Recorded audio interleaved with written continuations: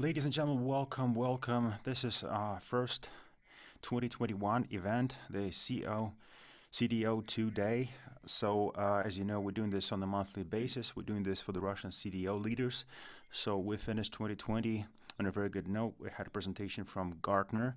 So this 2021, we're starting with yet another crown jewel of the industry. We're having Thomas Siebel, a legendary Silicon Valley entrepreneur, founder of Siebel Systems, and founder and CEO of C3 AI. So he's a unique person.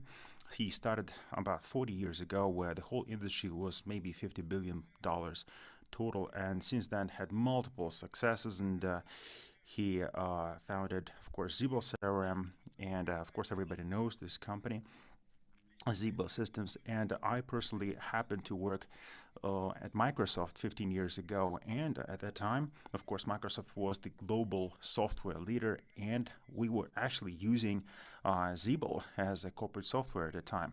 Just goes to show just how respected the company is in the market. So, and Siebel CRM, of course, is the product that was, the best product out there in the early 2000s.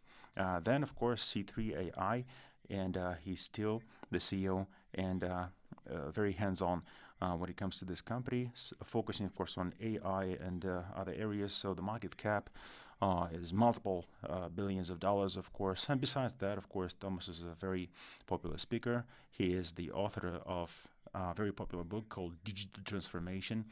And that is a go-to book now for many professionals, and as a bestseller according to Wall Street Journal, etc.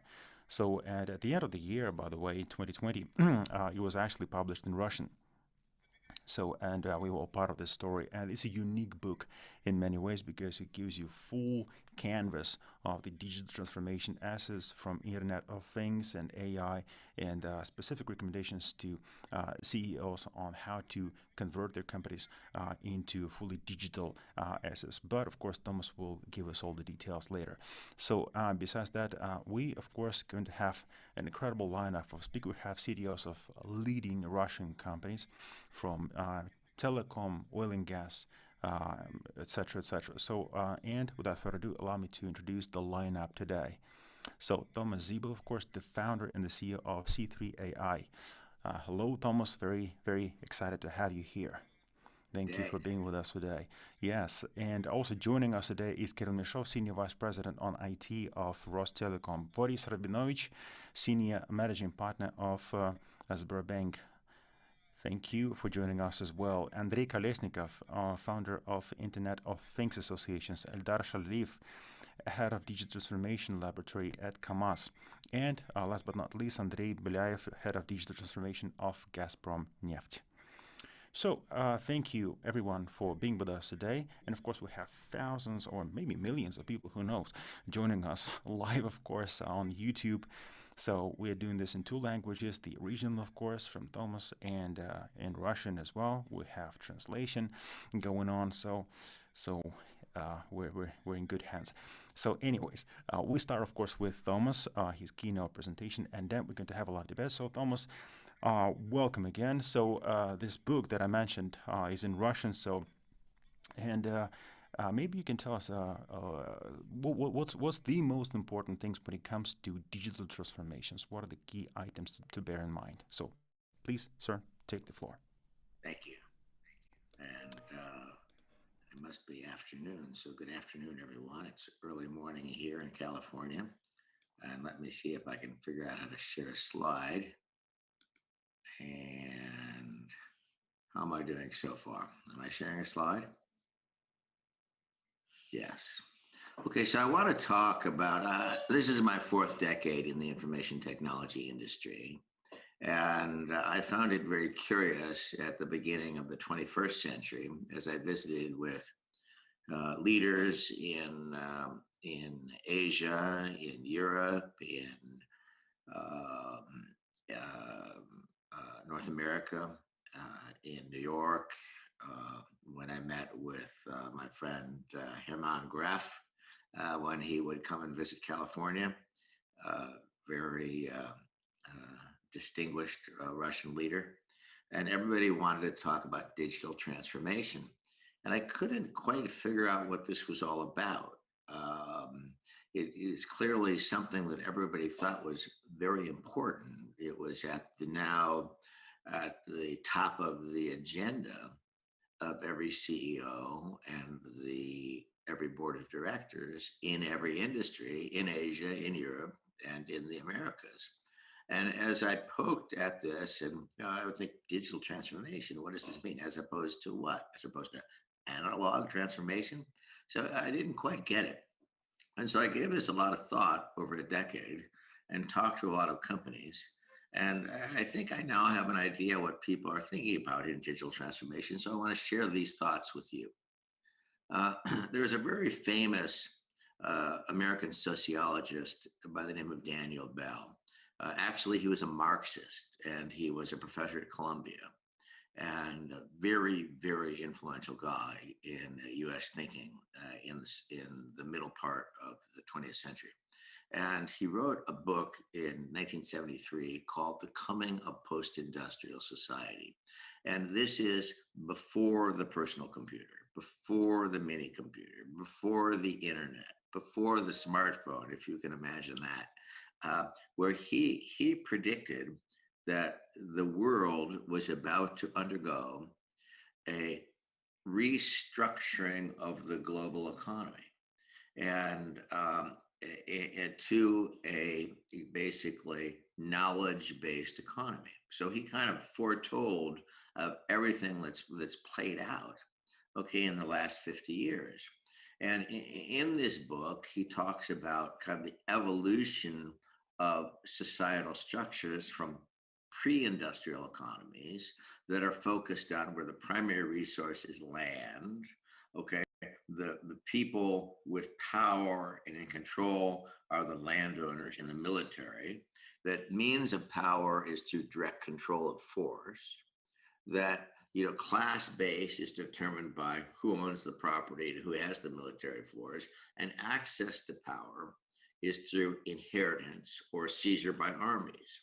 And then he talks about the idea of the industrial society with the Industrial Revolution, where the primary resource and the scarcest resource becomes different forms of capital, like machinery.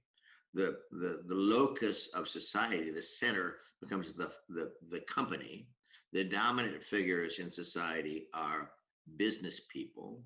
The means to power is through influence on politics. Class base is determined again by property and by political organization, and access to power is through inheritance, patronage, and education. So he predicted that in 1973, that's 1973, this is a long time ago, okay, that we were about the global economy was about to go through a fundamental restructuring to what he called this post-industrial society. And he coined the term that is quite common today, known as the information age. And where he said the scarcest resources will be knowledge and data and access to data.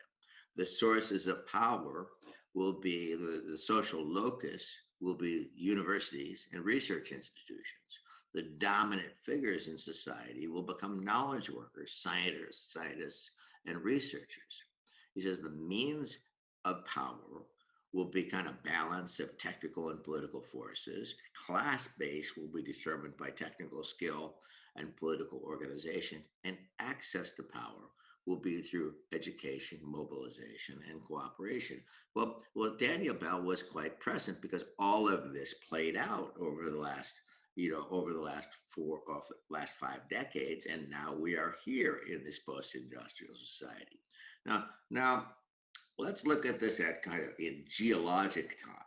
So if you look at geologic time, we have the formation of the Earth, say 4.5 billion years ago. And in the middle of the 19th century, we had a scientist by the name of Charles Darwin, who wrote this very important book called On the Origin of Species, in which he conceived of this idea of natural selection as the means by which the Earth became speciated. And Darwin saw natural selection as a continuous function, kind of like Moore's law, something that always moved upward to the right, and that was a kind of a natural course of evolution over millennia. And but there was a problem that Darwin couldn't explain, that the discontinuity in the fossil record. There were major gaps in the fossil records that didn't make any sense. And he explained that. He says, well, we just simply haven't found those fossils yet. And it wasn't until over 100 years later that an evolutionary biologist by the name of Stephen Jay Gould at Harvard came up with this idea of punctuated equilibrium. And he, in this book, he puts forth the idea that natural selection and the evolution of species was not a continuous function; it was highly discontinuous, and it was that we had massive dislocations and massive disruptions that really are what drove the speciation of the planet. So, out of the last, say, numbers of billions of years that we've had the planet, the last 400 million years alone, we've had 5 mass extinction events on the planet Earth. And so 400 million years ago, this is when basically the planet became oxidized, okay? And oxygen before that was toxic, and anything was exposed to oxygen that died. Well, now when the planet became oxidized, 86% of the species on Earth disappeared.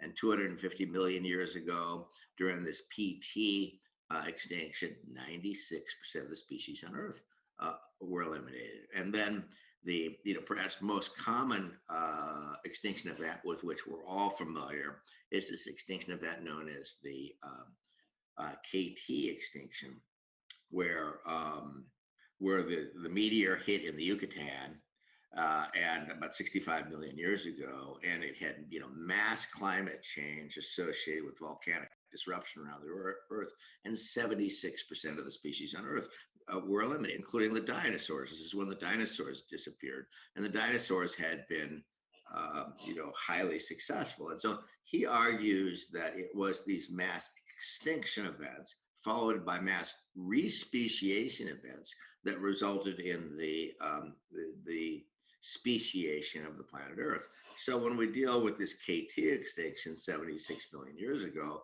one of the most successful species on the planet had been the dinosaurs, and they had been on the planet for about 150 million years. And this species just disappeared. And so this vacuum, this void that became available in the ecosystem, this was filled by the rise of mammals. So this is when mammals came about. This turned out to be pretty good for us, because, or at least so far, because Homo sapiens being one of those mammals. And this is now, we think about how the planet became speciated. Now let's apply this to the interaction. Let's think about the interaction of human beings and technology. And we have lots of collisions with human beings and technology over the years, many of which had very significant beneficial consequences, and all of which had very significant adverse or disruptive consequences. And whether it be the discovery of fire, the domestication of dogs, the domestication of agriculture, the invention of the Gutenberg press. And so, this would be, a very important development, the Gutenberg press. And all of a sudden, we made the Bible available in multiple languages, and books were available in multiple languages. Well, and, I think all of us would argue that this was a good thing. And yet there were enormous deleterious consequences that came from, the publication of the Bible in multiple languages. And one of them would have been we had, the 30 Years' War, the 100 Years' War. We had the Protestant churches. We had the Treaty of Westphalia. And so this resulted in, just decades and decades and decades of religious wars that pretty much ended with the Treaty of Westphalia. Um, and then, very importantly, when we get to the Industrial Revolution, if we look at the impact of the steam engine, okay, and the Jacquard loom, okay, well, this resulted in the Industrial Revolution. And now most of us would argue that the Industrial Revolution was a good thing, okay, and that it was a positive thing because people live longer, they're healthier, we have more jobs today, what have you. And yet we can draw a direct line between I would argue between the Industrial Revolution and the work of Karl Marx, the work of Lenin, okay, labor unions, the rise of communism, child labor, massive labor abuses, okay, and none of which was anticipated. I would argue this would get us to World War I, World War II, the Cold War, and all of these are consequences of the Industrial Revolution driven by technology, the steam engine and the Jacquard loom. Now we had, the other massive changes in technology in the middle of the 19th century. We have railroads, urban electrification, and now the invention of the transistor in the middle of the 20th century. And from this, we have this whole information technology society that we're all familiar with today, where we have the development of the transistor, and then the mainframe computer, and the mini computer, and the personal computer, and the cell phone, and the internet. And then in software, we moved from programming in binary code to assembly language to Fortran, C, relational database technology, enterprise application software, cloud computing, and now AI. And so this development has resulted in what is today almost a $3 trillion information technology and communication industry globally. And it has fundamentally changed the nature of society. So how is this impact? So let's get back to digital transformation. What is everybody worried about? Okay, why is digital transformation this IT event?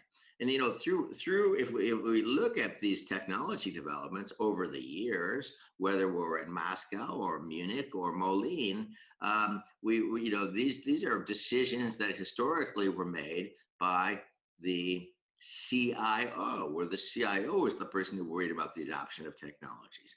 When we get to digital transformation, all of a sudden it is the CEO. Okay, it is the CEO of Rosneft. Okay, it is the CEO of Gazprom. It is none other than Hermann Graf at Sberbank, and they're personally driving these digital transformations of their organization. Where did the CEO come from?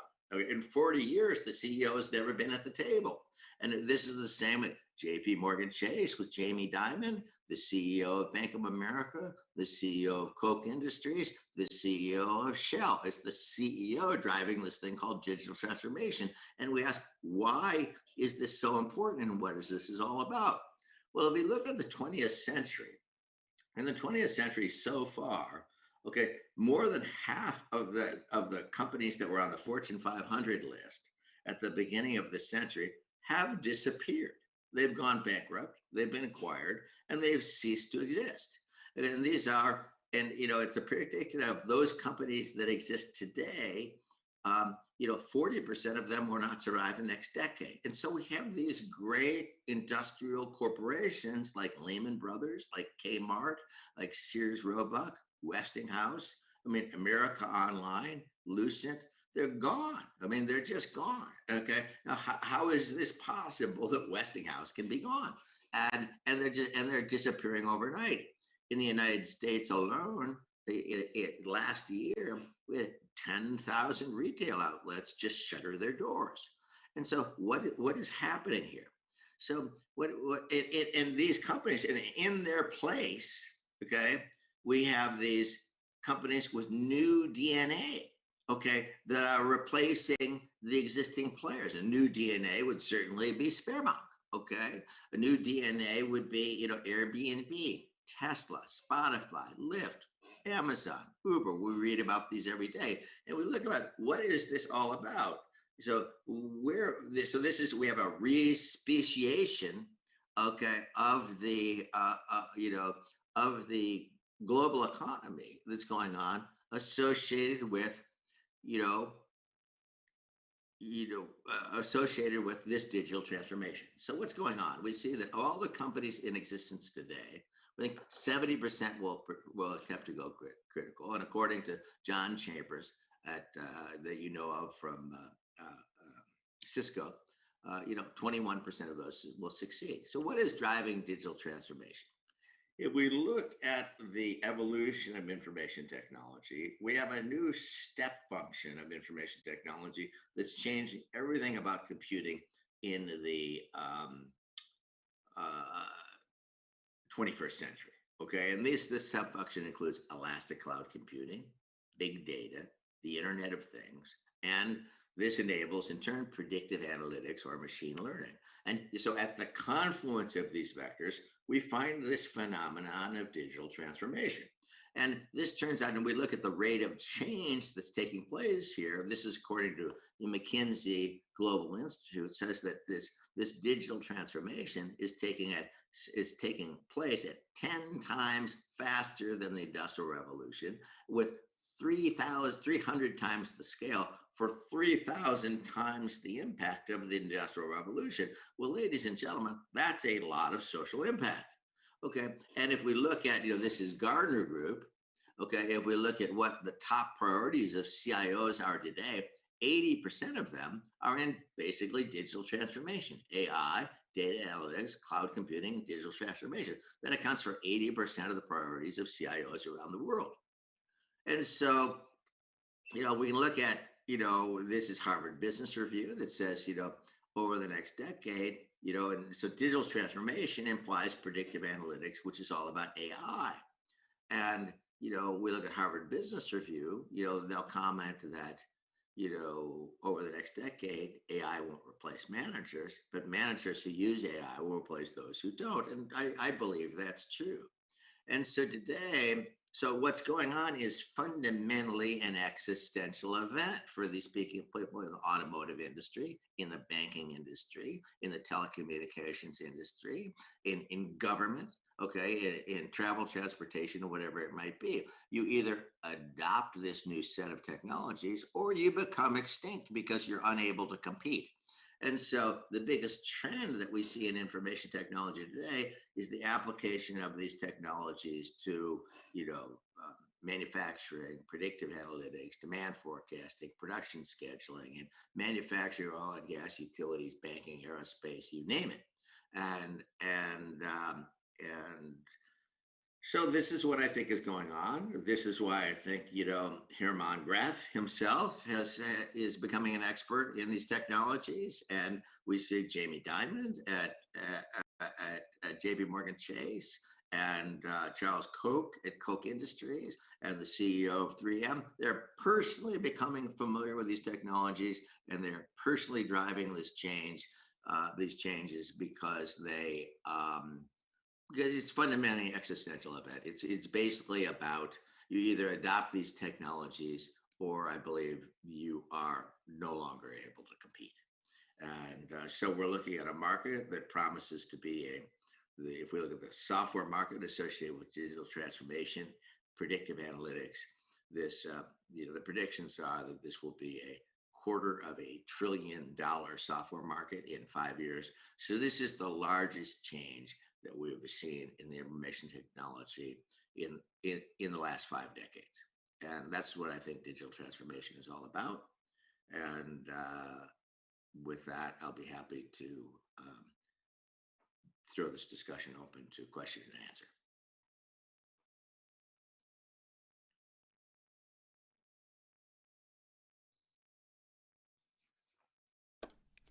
Thank you so much, Thomas, for this very brief description of your book. Essentially, you touched upon all key elements within the book, of course, where you go into much depth. So joining us today also some of the leading CDOs from Russia that have had the pleasure, of course, of reading the book and really enjoyed it. And I would like to also express their opinions with regards to certain sections and chapters of the book, and maybe ask some of the questions with regards to the book. So I will pass the floor to these gentlemen, and please, maybe 3-4 minutes each, okay? Let's do it quite quickly, so you can express your opinion, your questions, ask questions specifically to Thomas. So Kirill, why don't you start first? So a vice president on IT from Rostelecom, a leading Russian telecom, a Russian leader, well, a former Soviet monopoly in many ways, of course, and Kirill and his team recently were actually praised by Gartner for their success in digital transformation. So Thomas, in his book, of course, talks about the elastic cloud computing. So Kirill, so in your opinion, as a CDO, I mean, to which extent can we say that this digital transformation is fully on in Russia? And what is the role of maybe elastic cloud computing in Russian situation? Yes, thank you very much. I would like to personally say thank you, Thomas, for your book, an amazing book. Really, really enjoyed it. So, and I actually have it right there next to me. So, as far as the book and indeed, we actually one of the market leaders. We are, I would say, per se, the market leader in Russia when it comes to cloud computing and elastic cloud computing. But honestly, I would say this book is probably the most precise, the most easy to read, the most comprehensive. I mean, to uh, to actually go from A to Z in such a simple and easy to understand language, I mean, that in itself is a success. So I highly recommend this book to everyone. So really, because it's a very, it just goes to show that the author is a real professional, because only when you're truly professional you can actually take something complex and put it in simple language. So speaking of Russia, I would say 2020 was a breakthrough year when it comes to cloud computing, and everybody talks about this, and it is true. And not in elastic cloud computing, but in cloud computing per se. I mean, yes, I mean, maybe because of the sanctions, maybe because of the geopolitics, I don't know why, but everybody now talking about hybrid clouds, and we're looking at hybrid clouds, corporate clouds, open source clouds, all sorts of things, that are hybrid, elastic slash regular, whatever. So there are all sorts of developments. And maybe if you look at some of the startups, some of the small and medium-sized companies, they're also joining in, and there are more and more companies taking advantage. We're not only talking about the blue chips and big corporates that are enjoying the benefits of this now, even the smaller companies. But we all know what happened to Donald Trump, the Twitter ban, etc. So what's your take, Thomas, personally, on the fact that, yes, elastic cloud computing is a huge benefit, of course, and you pointed out in your book, but on the other hand, it creates a lock-in. It's an existential risk because you become sort of dependent on the provider, because once you are disconnected, like the Parler, for example, right, that was banned by Google, so, and that's it, you're done, right, and because you become dependent on the technology. So we have this specific example. So there was a successful company, and it was a competitor to Twitter, and then lo and behold, and it's close to being extinct because of the ban. So it wasn't that much of a Apple and Google. It wasn't really about the Twitter ban, but the fact that Amazon actually denied service, right? So a DOS situation from the Amazon towards the Parler. So what's your take on the risk between the high dependence versus the benefits of elastic cloud? Thank you. Well, the elastic cloud is unstoppable. I mean, this is the next generation I mean, we will all be computing in the elastic cloud because it will be non-economic to compute anyplace else. We have basically, infinite storage capacity, infinite computing capacity, and this capacity is being made available at increasingly low cost. In addition, it enables us to solve classes of problems that were previously unsolvable. So the type of, advanced work that's been done by, I'm familiar with the, very advanced work that's being done at Sberbank, being led by Hermann Gref, and Rosneft by Mr. Shishkin. And I know that Gazprom is a leader in this field. But as it relates to kind of the digital transformation of these companies, it cannot take place without the elastic cloud. Now, what companies are doing, I'm sure, is the slide that I'm showing, is this being shared right now or not?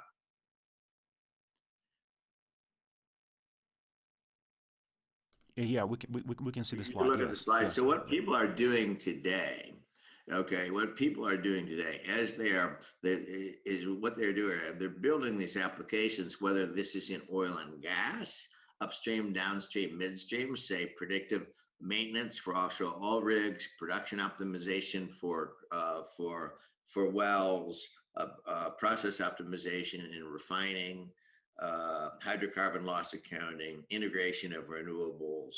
When we get into banking, where Sberbank is clearly one of the global leaders in digital transformation, as it relates to using AI for fraud, anti-money laundering, customer engagement, intraday liquidity, what have you. Today we're able to build applications in a mass of the leaders are all building an application so that they are platform independent. So any application they might build, whether it's predictive maintenance for submersible pumps, whether it's customer churn in a telecommunications company, AI-based predictive maintenance for 5G assets, whether it's AML for banking. Today we can build these applications so the same application will run without modification on AWS, on SberNet, on Azure, on the Google Cloud, on IBM, or on bare metal. So I would say that platform independence is becoming a level 0 requirement. So nobody is dependent upon any one vendor should geopolitical or just political influences or business influences involve somebody getting turned off. And so all of our largest customers today have these hybrid cloud environments where the applications run both beyond their own firewall and on multiple clouds, so that they are immune from that problem.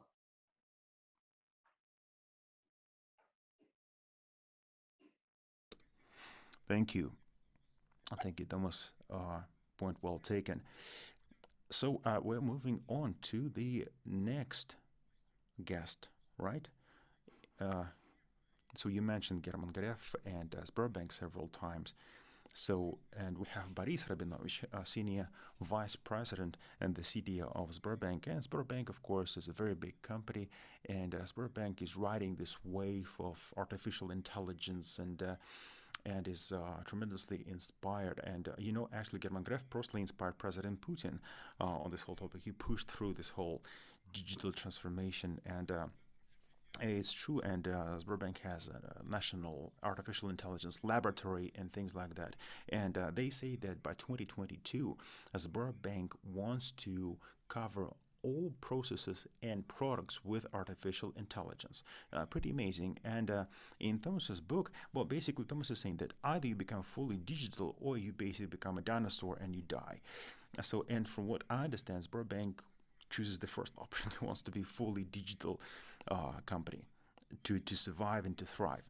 So, Boris, please maybe share your experience, maybe share your ideas when it comes to your company, Sberbank. So is it something for everyone? Is it a must-have at this day and age? Yes, thank you. Hello, Thomas. I read the book. I enjoyed it big time, and it's a very easy read. Highly recommended. So, considering that Herman Gref actually wrote a foreword to the Russian edition of the book, of course, we fully support every word in that book, and at every level of Sberbank, not just at the level of the CEO and the president of Sberbank, but all the way down to people in the forefront. Now, as far as the digital transformation and strategy, I think it was in 2012, I think, yeah, it was 8 years ago, we officially declared that, yes, we are entering this digital transformation. It was 8 years ago, and we did it officially, we did it publicly, and it's an incredible journey that we have been on, this incredible quest, and it was supported fully by German Gref, of course, the CEO and the top management. And in many ways, he was an evangelist in this regard. He was the key driver behind this. Then we started to transform in the culture by cascading these ideas down all the way through. We trained thousands of people. We had agile transformations. We had digital learning, digital skills learning workshops and whatnot. I mean, there's been a massive, massive, massive exercise. And we have our own digital net. We have the so-called data factory that processes more than 100 petabytes of data. We have CDO function. We have at least 1,000 people dedicated just to that. So it's a very, very a large-scale enterprise. And all key processes within Sberbank are powered by AI, be it loans, borrowings, everything that has to do with daily banking and routine banking activity, time to yes, time to market, KYC, new clients, current kinds of fraud, anti-money laundering, everything basically. You look at all key processes within Sberbank. I mean, the whole ecosystem of Sberbank, it all powered by AI. And our social function, when it comes to COVID, for example, we have an app, and this app in 60 seconds can actually identify whether you have any COVID symptoms. Yes, and we have also work on computer imaging and things like that. So we actually developed a very advanced systems that we went on image recognition and things like that. So again, on the client side. So, and just to answer the question about the AI and in 2022, yes, we will become fully AI-powered company. And not just locally, but I mean, from A to Z, all of Sberbank will be powered by AI by 2022. So, and as to surviving versus becoming extinct, well, I mean, look at the track record, look at Sberbank, look at myself. And I mean, there's no other way. I don't see this bank in the future without AI, or any other company for that matter. You have to be on good terms with AI, because look at all the AI companies. They're eating away at analog companies. So of course, yes, we are lucky in the sense that we're a very, very big company. We have deep pockets, and we have the resources and the people to engage in this very complex and exercise that are not cheap. And there's a battle actually on the market for the company, for the market. There's a battle for clients, for good clients. So what if you're a mid-sized company? What do you do? So, as Thomas said, we have AC3 AI, of course, C3 AI, that you can just take this solution and use it. That's it. There are cloud solutions. So if you're not Sberbank, don't get discouraged, right? So you can still enjoy the power of this technology, even if you're a mid-sized company. So you don't have to develop it from. So of course, the small companies, you can say they don't have the people, they don't have the knowledge, they don't have the money, they don't have the capabilities, and lo and behold, all these big companies with AI, and you're owner of this small company, and you're wondering, like, what do I do? Where do I go? How can I survive and prosper in this market? And we have good news for you. We actually have dedicated services, AI-powered services for small companies. So if you're a client of Sberbank and you're like a solo entrepreneur and things like that, so you are in good hands if you are a client of Sberbank. So, I mean, AI, of course, is the way to the future. So, and my question to Thomas, okay, all these big companies, big tech, they're competing with their AI solutions. And I remember AI Journey conference, a recent conference. It's a conference that we run generally, and Putin was actually asked the question: can AI become a future president of Russia? It was kind of a chicken tongue. But seriously, we're all fighting for the client, right? We all want to.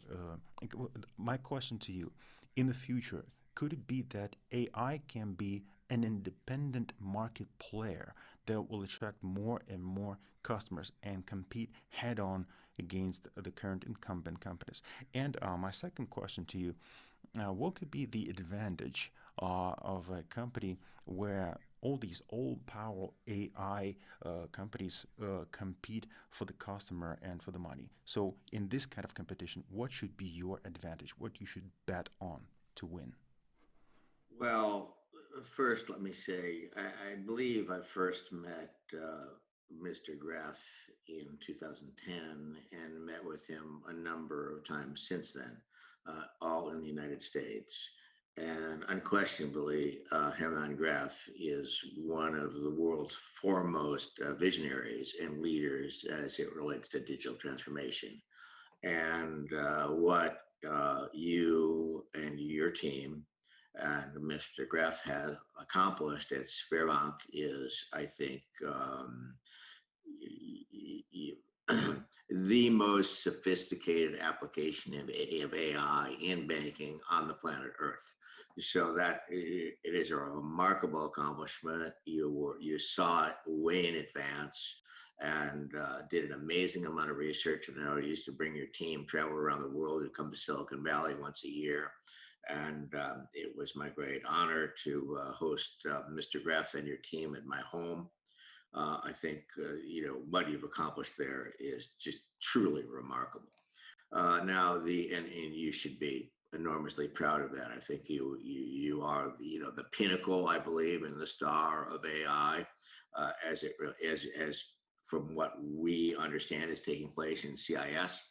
And although I think there's some very advanced work being done in the oil and gas industry also at Gazprom Neft and Rosneft. Now, so I know everything you said is absolutely true, and it's really quite remarkable.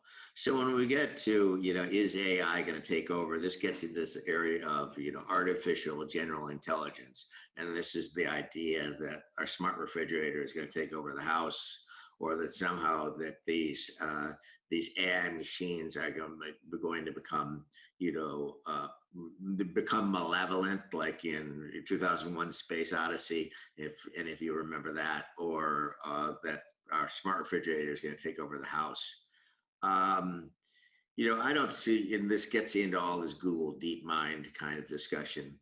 There is no question that we'll be able to use AI today to do any given task better than a human being. Possibly drive a car, perhaps bake cake, play chess, play Go. Okay, but the idea that we're going to have, I think we are dramatically, underestimating the capacity of the human mind and the human spirit if we think that a computer, any time, I think in the next, century, okay, is going to be operating at the level of the human mind. I just don't see it. I think if we look at the largest constellation of computers that we can consider today out of the elastic cloud from SberData or wherever it might be, where we have our SberNet, where we perhaps have tens of thousands of virtual machines doing 64-bit floating point operations at 3 gigahertz cycle. 3 gigahertz cycle, I think with infinite storage capacity and massive software resources, I think that whole system kind of has the mental capacity of a mealworm. So I think the idea of of AI taking over anytime soon is something that we don't need to worry about. As it relates to the democratization of AI, there's no question that leaders in this field, like Sberbank, like SberData, like what we're seeing with our colleagues at Microsoft and Baker Hughes and C3 AI, we're going to see mass democratization of these AI technologies so that they're available to small businesses and medium businesses and shops and auto dealerships. So we will see this move down market now very quickly in the next 2 decades. So I think that it will become ubiquitous. Where this looks like AI enabled applications look like basically an entire replacement market for everything we've done in enterprise software in the last 3 decades. So this moves down market very quickly and becomes available to everyone. But my sincere, I'm in awe of what you have accomplished at Sberbank, and so congratulations for that.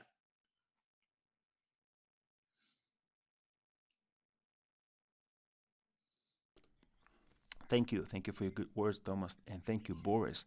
And in the book in digital transformation, so there's also another very important point: IoT, Internet of Things.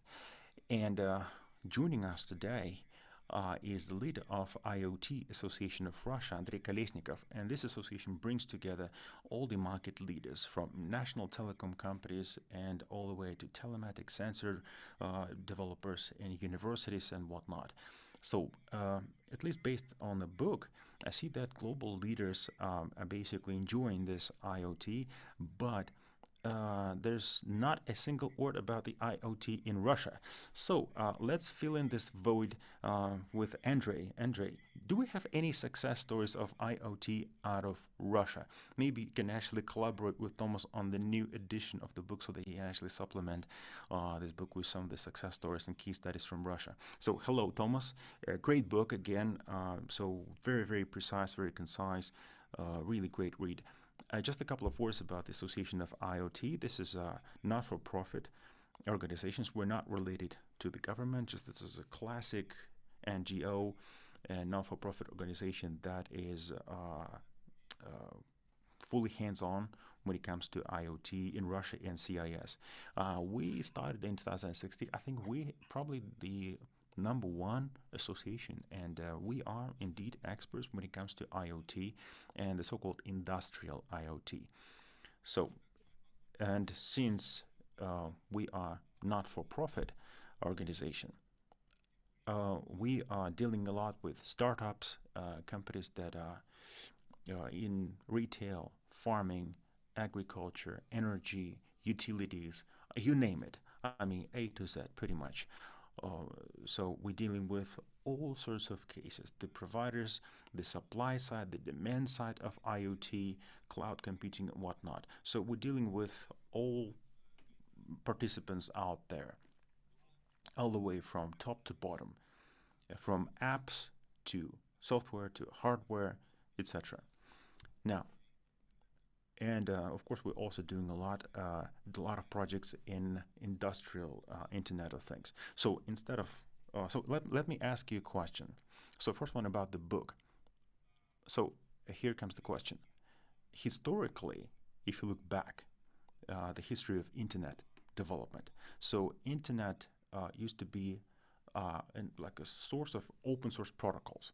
So the power of Internet that is open, right? That every user can go online from any device, and be it a mobile, desktop, laptop, and it can be a human or an algorithm. So because Internet and the Internet protocol is open, right, it has full access. And in your book, you talk about the death of some of the big companies. So, and it turns out that anyone can do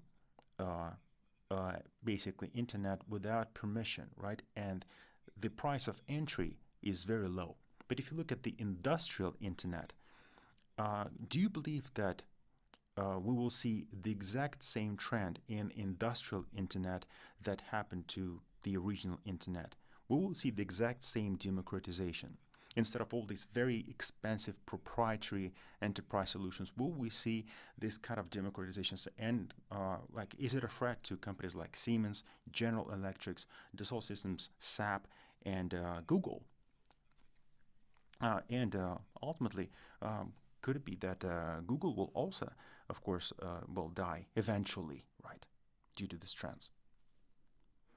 Well, I think in the long run, we're all dead, including Google. But first of all, do I think we will see the emergence of an industrial internet? Yes. Okay. Do I think we will see the emergence? I mean, as you know, the internet was really, as you know it today, kind of ARPANET. This was a U.S. DoD project, Department of Defense project, that then became kind of largely you then evolved into what it is today. And it was designed to be open. It was designed to be penetrable. And it was designed to be highly resilient. I think that, due to many of the issues that we read about, in the newspaper every day today, associated with security and the vulnerability of these systems and cybersecurity, which is becoming an increasingly important issue for every business and every nation, we will see the development of an industrial internet that is highly secure. Okay, and is not penetrable. I think it's simply a matter of time and money. This will happen. Okay, and so that nations and businesses will be able to secure their data and be able to secure their information, as today they're unable to do so. And one of the trends that we see in information technology is that all of these technologies are being made in a manner that's increasingly ubiquitous at incredibly low cost. Look at this device that everybody has in their pocket. You all have one, and this is more powerful than any computer on the planet Earth 30 years ago. And how much does it cost? Someplace between $100 and $1,000, depending on whether you buy it in China or New York. And so it becomes increasingly available. It's at lower cost. They're increasingly powerful. But I believe there will be a development of an industrial internet, and that will be highly secure. As it relates to the Internet of Things and the censoring of devices, this is clearly one of the macro trends that's driving digital transformation, where every device, every automobile, every human being will be highly censored so that we can detect its state in real time, and this results in this creates an enormous opportunity for artificial intelligence to completely transform entire value chains. Clearly, Gazprom Neft is here, and Rostelecom is here, and Shell and others. And we look at what's going on in banking, where Sberbank has revolutionized, fundamentally changed everything about the entire value chain of financial services. And in oil and gas, this has to do with exploration, production, safety, environmental safety, integration of renewable energy, hydrocarbon loss accounting. So this, but for this promulgation where every device has a computer in it, including human beings in the future, none of this would be possible.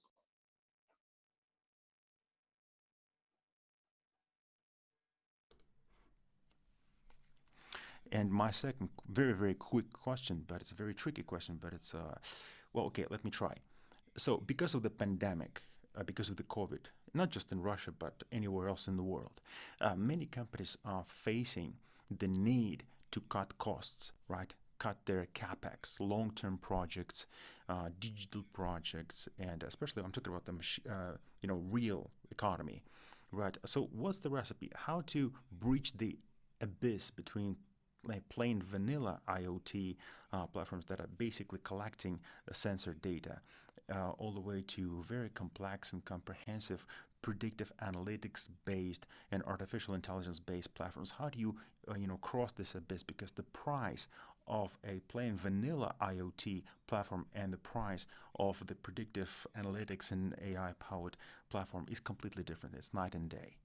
So how do we transition from here to there? As it relates to the post-COVID economy, after we saw kind of the world seize up and, kind of everything closed in February, March, and April of 2020, Moscow, New York, Shanghai,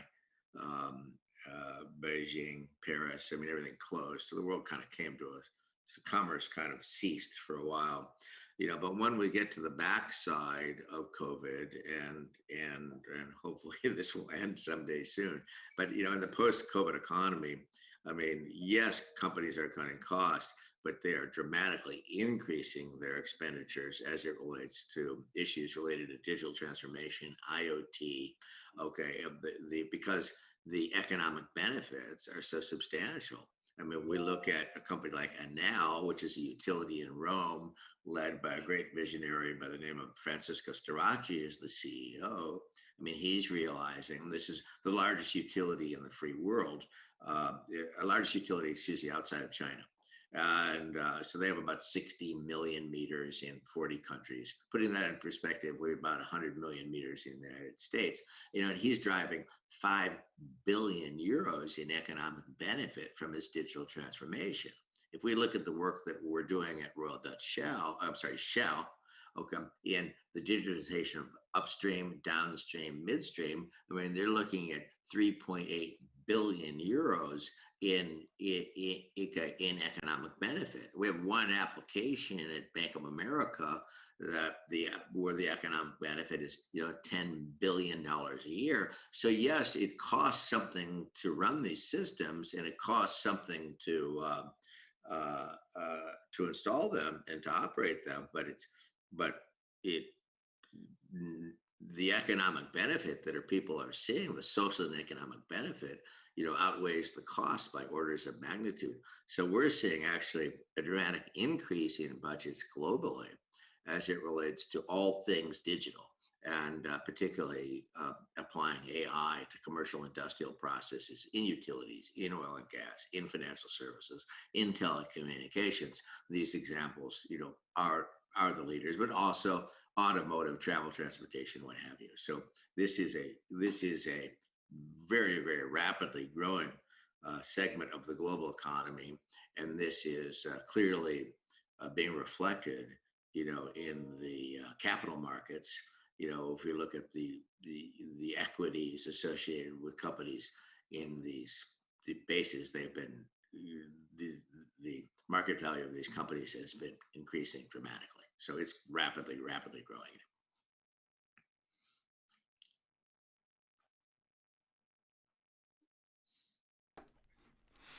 Thank you, Thomas. So our next speaker, head of Digital Transformation Center from KAMAZ. KAMAZ is a Russian leader of truck companies, so commercial vehicles, autonomous driverless vehicles, and things like that. So Eldar, as far as the Thomas and the digital transformation book, so in his book, he talks about the economic benefit. So it's a very important driver, recognizing the economic benefit. So speaking of KAMAZ, it's an incumbent company that is currently going through the digital transformation. So what is your driver for your company specifically? Is it economic benefit, or is it something else? So what is the main driver behind KAMAZ transformation? Yes, hello everyone. Hello Thomas. Thank you for being with us today, and thank you for having me here. I really appreciate it. And thank you for your book, of course. I mean, I just joined the course here just to say that I was blown away by the examples that you said, and the parallels that you draw between the evolution of Earth versus industry. So I mean, this is an eye opener, and it's the whole term of punctuated. It's true. It's not a continuum, but it's something that ebbs and flows, and it just happens to you, and it wipes out a lot of assets and creates the void, and is being filled with a new DNA, etc., etc. So, speaking of my company, KAMAZ, and the automotive sector that I represent, of course, we're very pragmatic here, and we are looking at direct economic benefit. But there's short term and there's long term. Of course, you can be driven by a long-term strategy versus low-hanging fruits. There's the strategy, the overarching strategy, and of course, you need to balance a short-term benefit versus long-term advantages. So, and my question to you would be, as you probably know, the 20th century was maybe the pinnacle of automotive, right, industry. I mean, look at all the car companies out there, right? 20th century was basically about the cars. And 20 the 20th century was about the economy of scale, and of course, only the big companies could compete, like Toyotas, like Ford, and like Mercedes, and all that. Ford that actually launched its T model. Nobody could compete because of the economy of scale, right? The cost of production, because of the conveyor belt, was this decisive factor. Because Ford was the only one who could actually afford to sell the car at such low price. Um, Again, the economy of scale, or if you look at the engine component, right, or the drivetrain, or the etc. So, and right now it's changing. We see that the entry ticket is getting lower and lower. You see that you can actually 3D print some of the engine components, right? Because the technology, it is easier and easier to actually compete in the automotive market. I'm not even talking about the electric cars, right, and things like that. So, and now you can a lot of the traditional assembly line has changed tremendously. So the key advantage of the big automotive companies, they're vanishing, they're disappearing. So, and they're desperate. They're becoming desperate. So what to do? If you're a big automotive company, what to do? What's high on your agenda? Of course, driverless vehicles, electric cars, connectivity, smart cars, and things like that. But that's not. We are a truck company, right? It's like that's not what we are known for. That's not our forte. So, and now that we see this new competition, we have to enter terra incognita, markets that we've never competed, where you have the kinds of Googles, Apples, and other guys that we could never compete head to head.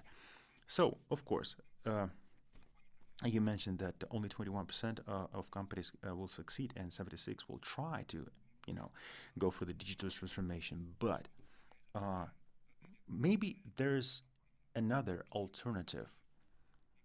Could there be an alternative strategy?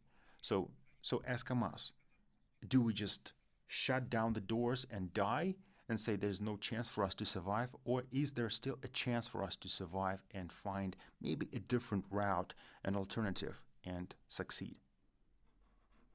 Well, I think it's a great question. And the classic case in this market would be Tesla, where Elon Musk has basically is digitally transforming the automotive industry. Now, will Tesla be a successful company in the long run? I don't know, but they will certainly upend the automotive industry. And what is Tesla all about? I mean, it's all about digital transformation related to cars. I mean, what are these things?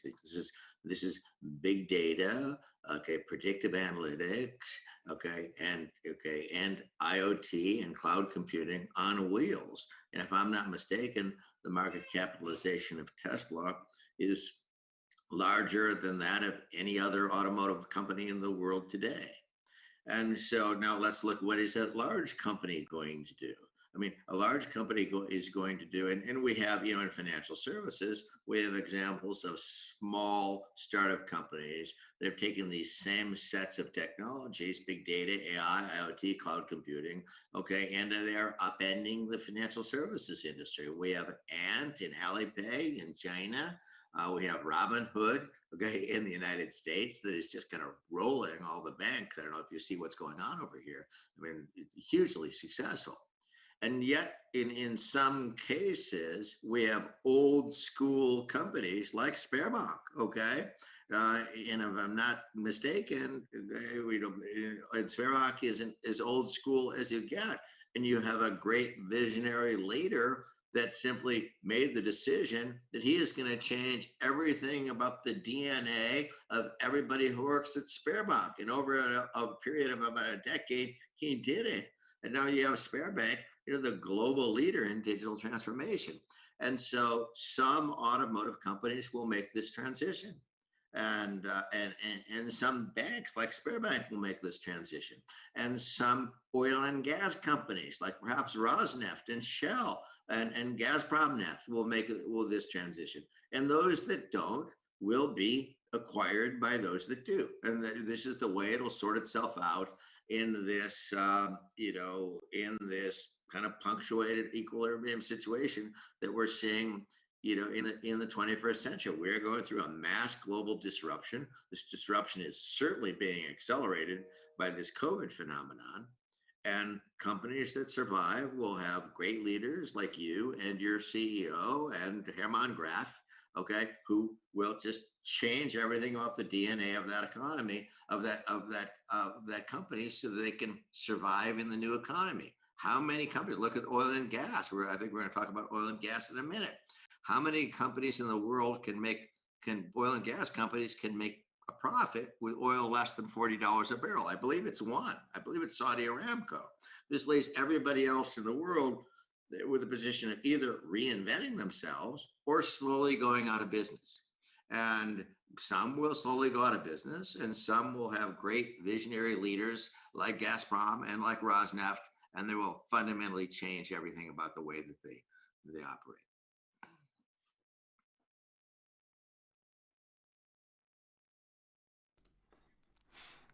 Thank you. Thank you very much, Thomas. And up next is Andrey Belevtsev, head of digital transformation from Gazprom Neft. Well, Gazprom Neft is one of the first ones in oil and gas that actually started this digital transformation, and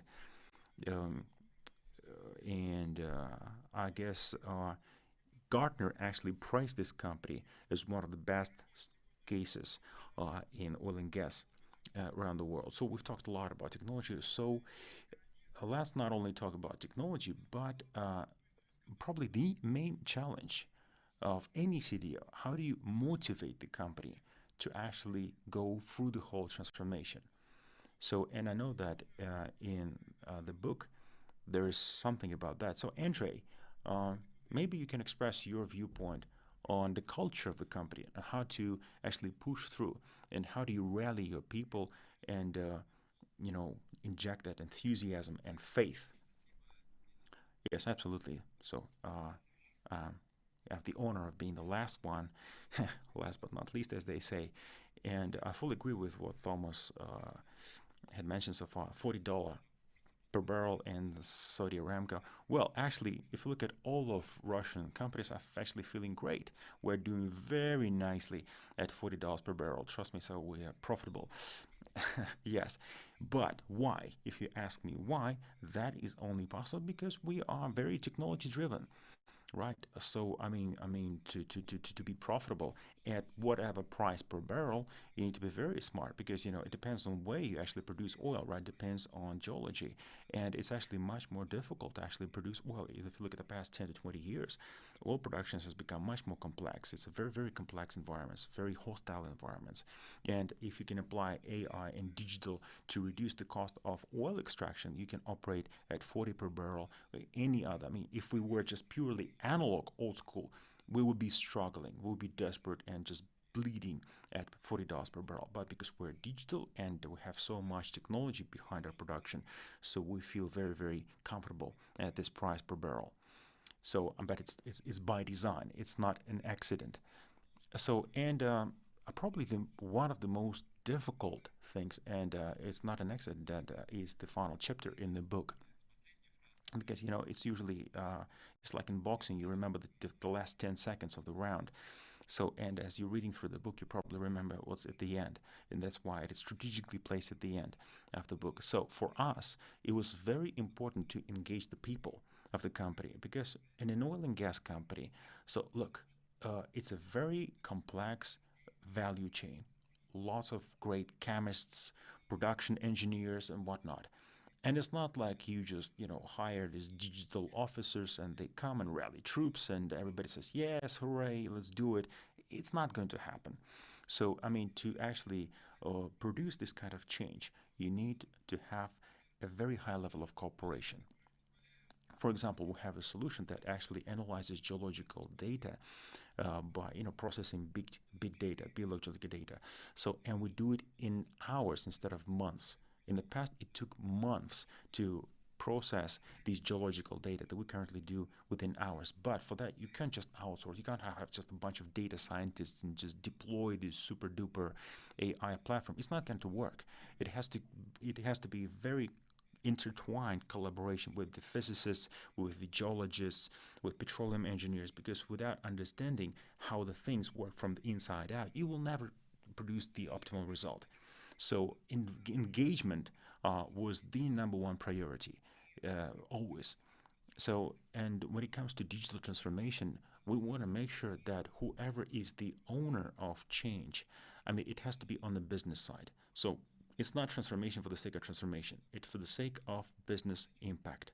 So whenever I do things for the sake of doing it, it's not about, oh, let's do this, bells and whistles, whatever. No, it's always about producing specific business impact, such as, reducing the cost of production or this or that. So it's always very pragmatic, always business driven. So I believe that the role of digital transformation is to be an enabler, right? Is to enable business, positive business impact. And when it comes to the last chapter of the book, in that chapter, Thomas is talking about the engagement and the involvement and the awareness that, look, this is a must-have. This is something that is part of your daily routine. This is not an extra. This is something, it's part of your culture. It's not even a question of if. So everybody has to share. So it has to be in the same boat mentally. But there's also an advice. Choose your partners, right? Right. Because it's a very complex enterprise, and it's very, very important to choose your allies properly, right? To choose, to bet on the right people, right? And Thomas also lays down several, failure cases that actually failed because they picked the wrong partners. But there's always an apprehension that a partner that comes to you with a very complex technology like C3 AI, for example. Here's this C3 AI, they come to you with the solution and they start dominating, and you become dependent on that company's solution, right? And then they basically start dictating your every move, financial terms and conditions, right? There's always this fear in the mind of every business owner. So here's my question to Thomas: to your in your mind, is this fear founded or unfounded? This potential lock-in and total dependency, kind of digital slavery from the vendor of the solution. Well, I think it's a very good question, Andrey. And as you know, we've had the pleasure and the privilege to engage with many of the professionals at Gazprom Neft over the last 2 or 3 years. And these are exceptionally professional, bright people who I'm confident are going to achieve your objectives. I couldn't agree with you more that the real challenge today is not about technology. I think we have trivialized that. Okay, I think the real challenge is fundamentally about change management. It's a business problem, not a technology problem. And those who succeed at realizing the social and economic benefit will succeed at the change management of getting thousands, tens of thousands, in some cases, hundreds of thousands of people fully on board to embrace this technology, because absent that, these initiatives will not be successful. As it relates to this issue of vendor lock-in, I mean, this is not a new discussion. This is a discussion that's been going on in the history of information technology. And if we go back to the early 80s, as you may know, I was one of the very early people at Oracle Corporation. I did my graduate work in relational database theory.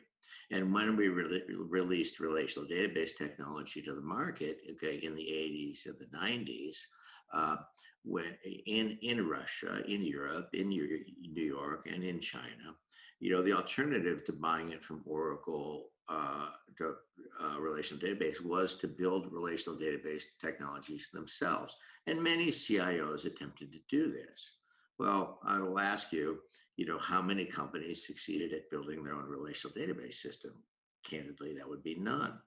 Okay, when we released enterprise application software to market, ERP systems and CRM systems in the 90s, the alternative to buying it from Siebel Systems or SAP or Oracle or others was for companies to build their own ERP systems. Well, and everybody tried it. I mean, how many companies succeeded at building their own ERP systems? The alternative to buying, semiconductors from Intel were for companies to manufacture their own semiconductors. How many automotive companies, how many financial institutions, how many oil and gas companies succeeded at building their own semiconductors? That would be none. So now when we deal with this area of enterprise AI applications, these applications are 2 orders of magnitude, more complex than any of these other technologies I've spoken about. I mean, in the last decade at C3 AI, okay, we've invested $1 billion, okay, building this technology platform. And there is no vendor lock-in here. We simply provide tools that allow our oil and gas clients, okay, whether we're doing predictive maintenance for offshore oil rigs, production optimization for refining, oil placement analytics, hydrocarbon loss accounting, fuel station analytics, integration of renewables, distributed energy resource management, okay, what have you.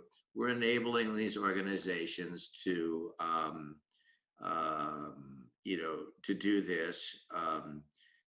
To realize substantial economic, social, and environmental benefit, to be able to operate profitably with $40 oil or $30 oil or $20 oil, okay? And, the alternative is for a company to attempt to build this themselves. Well, companies, IT organizations don't tend to succeed at that. There's very little historical precedent. I spend a lot of time with oil and gas companies and at Aramco, at ADNOC, at KMZ, at Rosneft, at Gazprom, at Chevron and Shell. And these people are oil and gas experts. Okay, if you ask them to build a ERP system to handle all the accounting of Shell, I don't believe they have the skills to do that. Okay, matter of fact, I'm confident they don't. And so they tend to buy that from Oracle or SAP or some other vendor. And so the last 4 decades of information technology is about companies trying to build these platforms themselves. Virtually every one of our customers, okay, has spent hundreds of millions, and in one case, billions of dollars trying to build an AI platform themselves. In the case of GE spent $6 billion in 10 years failing at this. Okay, Shell tried multiple times before they moved over to work with us. So I don't know how many companies today feel like they're a slave of SberData or a slave of Google or a slave of AWS or a slave of Microsoft. I don't really think that people feel that way. I think that they feel that these vendors are there to serve them. And if they don't serve them adequately, they simply change vendors.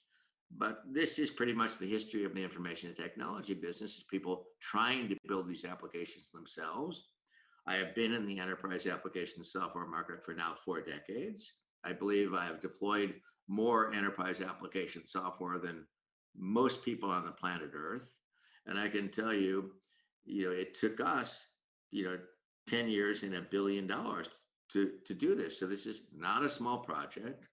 And of all the companies that I've seen attempt this in the world, okay, Shell, Chevron, United States Air Force,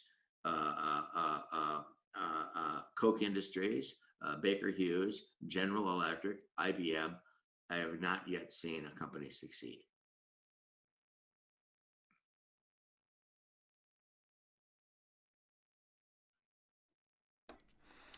Excellent. Thank you very much, Thomas. Thank you, Andrey. So, and we have maybe just a couple of minutes to go. And as the host, let me ask one final question to Thomas.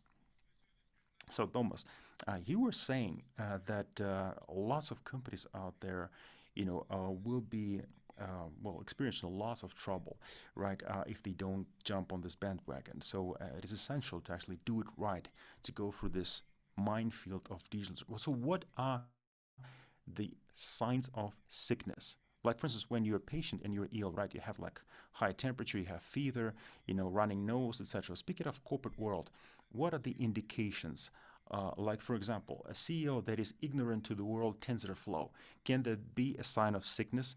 So what are the indications when it comes to diagnosing the health of digital transformation of a particular company that tells you that something's wrong here, that the company is pursuing a false trail? Well, let's look at the signs of health, okay? And the signs of sickness would be the opposite of that.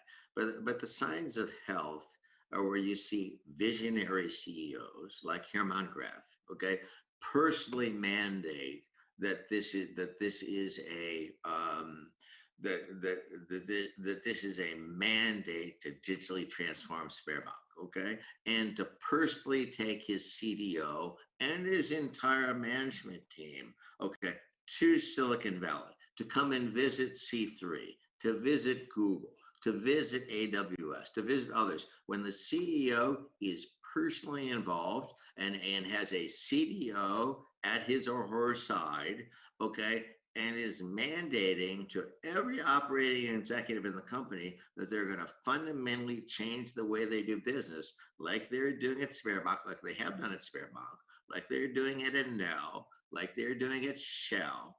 Uh, um, that's the sign of health. That's when you see that, things are going to change, and there will be trial and there are error, and some things will not work. And the issue is fail quickly. And the companies that tend to succeed tend to take relatively small projects, okay, and get them live quickly and deliver significant social and economic benefit. And the way that you measure success is social and economic benefit. That's it. That's the only measure. And then you do it again, again, again, and again. And if you stay focused on that for, say, over a period of a decade, like Sberbank has, you will have digitally transformed, a very large and what some people might have considered, a slow moving organization. But I would say that, somebody needs to write a Harvard case study on Sberbank as, I think, a model for every Russian corporation and perhaps every corporation in the world.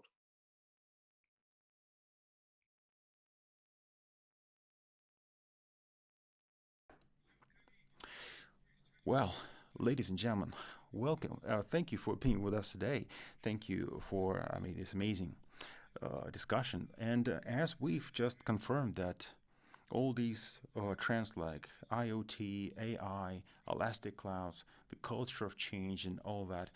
So everything that is on the top of the agenda of any company, and in Russia, of course, as well. So in this regard, Russia is fully aligned with the global trends, and we're very, very heavily influenced by these trends. So it's true that we're all in the same boat, and all the up and coming professionals that want to be dreaming about becoming CDOs. Well, I hope you'll read the book, and I hope you will watch the recording, right, and learn more about Thomas and his book. And as far as the questions, maybe Thomas, this discussion inspired you for yet another book. Who knows? Maybe you will write something else, right? Like version 2.0. Maybe you will include something about the pandemic, post-COVID situation, whatnot. Maybe a couple of case studies from Russia. Who knows? So, and I'm sure we all enjoyed the presentation. So, and I believe that all of the panelists will be happy to share and contribute to the new edition of your book, if, of course, and when you're going to write it. So, thank you again for being with us, Thomas. We appreciate it. Thank you. It was my honor, and thank you all very much.